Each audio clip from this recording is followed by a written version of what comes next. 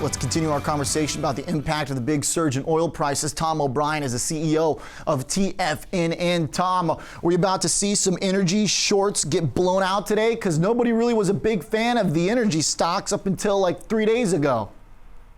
Yeah, there's no doubt about that. I mean, they've been in a range for a long period of time.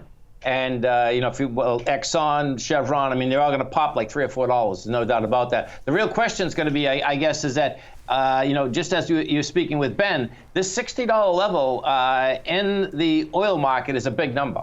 And bottom line, it doesn't look to me like it can make it over it. And when you take that together with the way that the market itself, all of it has just kind of shooken off, meaning the S&Ps, this is like, if we didn't know that the Saudi fields got attacked and we woke up this morning, I don't think this is any different than you woke up last Monday morning or me.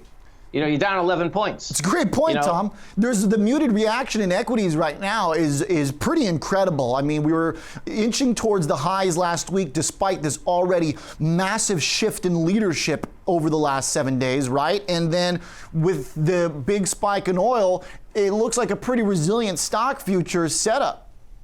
It is. And now this gets really intriguing.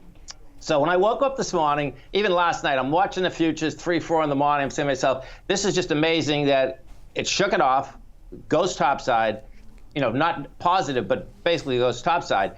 And then it brings into the aspect is that, okay, inflation, and is this an inflated market? When you were just talking to Ben, he was talking inflation again. And I've seen this before. When people look at these markets overseas years ago, right? I mean, we had Zimbabwe. This is like, how did it keep going up? Well, guess what? If we are in an inflationary era, you can almost hammer anything, and the market is looking, saying, guess what? Our dollar's not going to be worth as much money, and maybe we are in an inflationary era. And this is a tricky time in the market, man. I mean, because the reality is that you had oil up $10 first. You're only up $5.50 right now. You're not over the swing point. The S&P's bottom line, rejected lower price. The bond market has been on a tear for 6 months. That pullback. Now we're going to know a lot today about the bond market, meaning that was that just a pullback and a bull again? Because it's tricked everyone for the last 10 years, right? So we're going to learn quite a bit out here today as to where this thing wants to go. This is a really important point too, Tom. I'm glad you bring this up. The 10-year, how quickly it sold off last week. It was looking like that would be the setup into this week, a week that was focused on whether or not the market's read on the economy and inflation was a little bit off in terms of saying the inflation is dead, because we had the CPI at 2.4% and a little bit of a tense moment for Powell on Wednesday. You throw in a big oil spike into the mix, and again, even though this is a market that, to your point, has fooled so many, and inflation has been so muted for so long, it's like coming right at this moment where the market was starting to consider a different explanation. Yes. Oh, there's no doubt, man. I mean, the all-time low is 1.31 in the 10. We went to 1.41.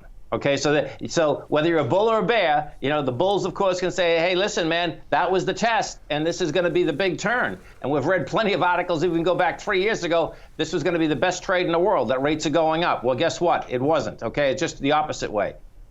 So the market's going to tell us quite a bit. What's really wild is that how, fundamentally, you're taught to, hey, you better believe the markets, okay? So when you're looking at this, that's where I'm saying, okay, if I believe the markets, what is this saying? This is saying it shook everything off.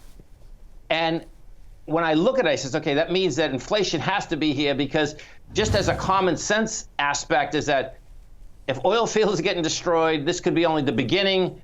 It's been going on for 3 or 4 years, meaning that they're clashing over there. But the bottom line is that if that's the beginning of a larger aspect, it would say that, listen, things should be able to be backing down. If they don't back down, that means that we have inflation, and that, yes, you'll have a higher price in the market, but you can buy less. Because that can trick people in a big way, that you keep going up, but what can that buy you? How much more medical can it buy you? What can it buy you in education? What can it buy you in food? Sure. So that correlation has to get brought to the bottom line, because that's all really money is that what can it buy us? Tom, it's so interesting because some of these relationships are fairly easy to figure out. You know, if you're an oil driller, an oil company in the U.S., your shares are probably about to jump today. If you're an airline, where the airline competition had gotten so intense, and we've seen big dispersion in that group, those that are the least hedged or those that have the most susceptibility on margins, it's probably going to be a negative thing, right? We're getting ready to see American open pretty far down. But for the overall economy, it's kind of like it's tough to figure out, right? Because we do have this big shale portion of America now. But hey, if you're worried about the consumer, a big spike in oil probably doesn't help either. Right. And, you know, the shale is going to help the United States tremendously, and has. OK, that's here. The airline problem, you know, like if you look at American, you know, last 3 years went from $54 to $24, right? Mm-hmm. There's divergence in there, okay? United Airlines is almost at highs. Americans at lows. You get Southwest, which is kind of the middle. A lot of that does have to do, well, first off, the diesel is going to hurt them right now, no doubt. $5 on diesel, which is going up, that's going to hit their bottom line. That being said, the bigger issue at the airlines is that who has the most amount of deliveries that's supposed to come from the MAX 767. And that's, you can kind of see that in the charts. As soon as that happened, America has the biggest orders out there. They're the ones that are hurting the most because they don't have enough planes to basically expand. Continental United, they got it made. They're expanding pretty dramatically. You know, so there's a couple different things in play there. You know, the biggest one right now, no doubt, is going to be diesel price. Diesel price is a big number, and it's a huge part of their business. I mean, you know, expense-wise. Yeah.